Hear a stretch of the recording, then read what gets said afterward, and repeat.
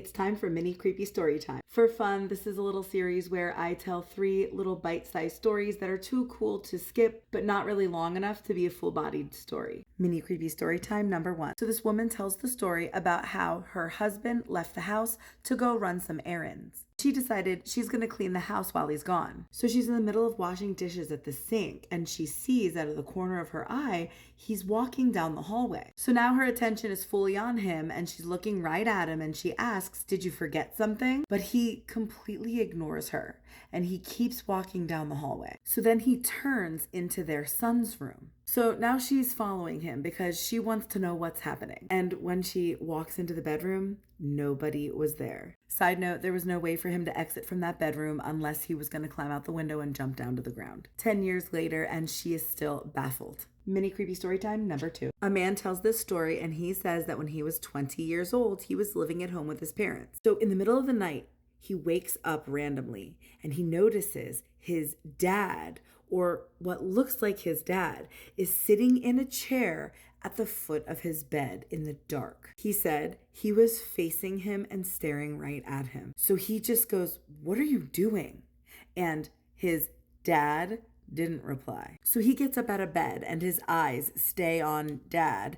And as he walks by, his dad keeps staring up in the direction of the bed. So he gets to the light switch and he is now 6 feet away from whatever this was. And he flicks on the light, never taking his eyes off of it.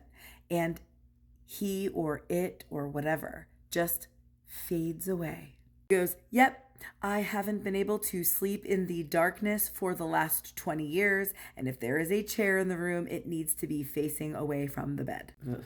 No, thank you. Mini creepy story time number 3. So this man says that when he was a child, he woke up randomly in the middle of the night. He said that he would always leave his bedroom door open when he was a kid, and his parents' bedroom was down the hallway a little bit and to the right. So all of a sudden, he notices that a figure has appeared in the doorway. And he's looking closer in the dark now, and he sees it's his mother, or what looks like his mother. And he's just staring at her, and he's super confused as to why she is just standing in the doorway staring at him. And then out of nowhere, she just screams as loud as he has ever heard her scream.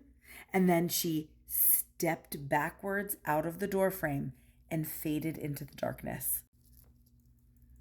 He said he just laid there in the darkness in his bed, freaked out for so long. Eventually, he was able to fall back asleep, but he has asked his mother about this multiple times since then, and she has no idea what he's talking about. He said a few other creepy things has happened in that house, but this is the one that takes the cake. What are our thoughts, guys? Are we talking mimics or doppelgangers? I know there is some disagreement about the differences between those two. So let me know your thoughts in the comments and clear it up for me. What is the difference between a mimic and a doppelganger? Or heck, maybe it's something completely different altogether. And if you have your own creepy story, I would love to hear it. And if you're new here, you gotta follow for more creepy story time.